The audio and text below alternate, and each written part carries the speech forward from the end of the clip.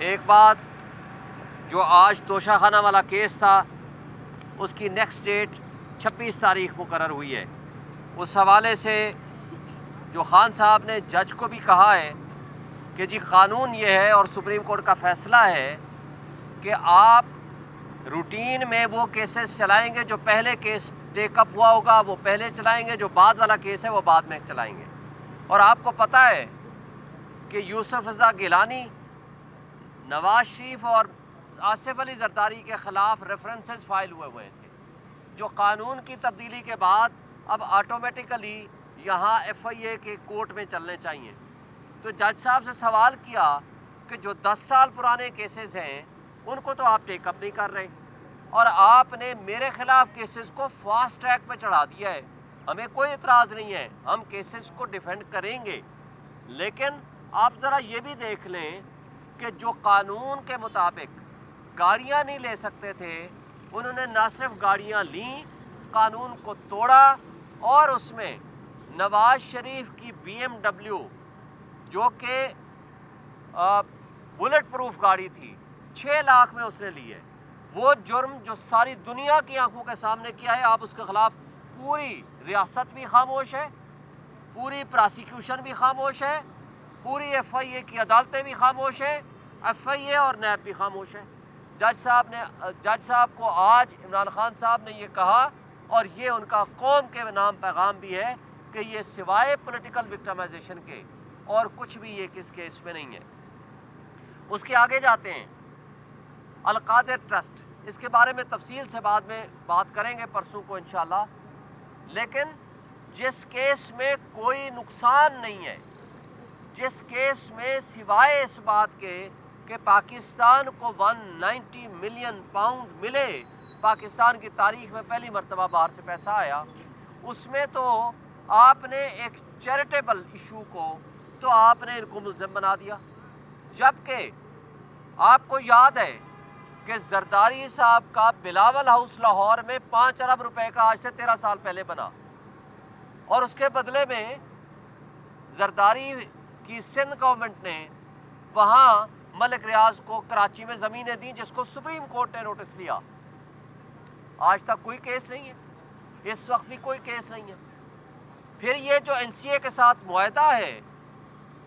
حسن نواز نے ملک ریاض کو 9 ارب روپے کی پراپرٹی لندن میں 18 ارب روپے میں بیچی. یہ ہے اصل ایشو, یعنی وہ 9 ارب کی رشوت لی جس کو این سی اے نے کہا کہ یہ سسپیشس ٹرانزیکشن ہے. اب اس 18 ارب میں سے اس کے اوپر تو آپ نے کوئی ایکشن نہیں لیا آج تک, نہ کوئی مقدمہ بنا, نہ اس کے اوپر ایکشن ہوا, نہ نیب بھی خاموش, ایف آئی اے بھی خاموش, ہماری ریاستی ادارے بھی خاموش. اس کے ساتھ گندم سکینڈل, ابھی آپ کے سامنے $1 بلین کی وہ فراڈ ہوا, اس کے بارے میں کوئی رپورٹ آج تک سامنے نہیں آئی. لیکن جب ریاستی ادارے, جب ریاست ہی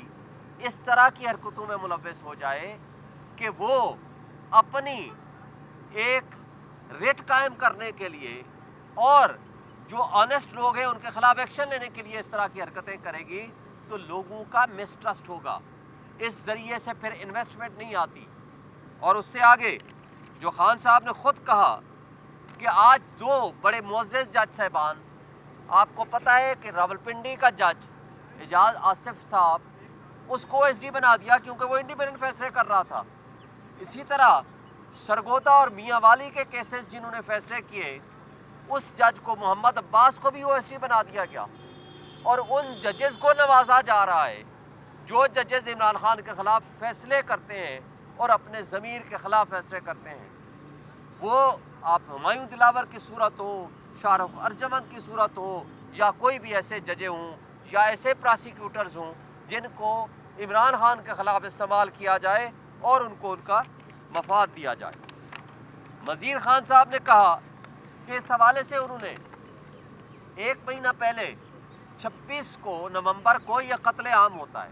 اور آج تک ریاست پاکستان اس پہ خاموش ہے کہ مسنگ پرسن کہاں ہے. انہوں نے کہا ہے جو مسنگ پرسن آپ کہہ رہے ہیں انہوں نے ڈیٹیکٹ ہو گئے, ان کی تصویریں جاری کرو تاکہ یقین ہو ان کے گھر والوں کو اور ہمیں بھی ہو,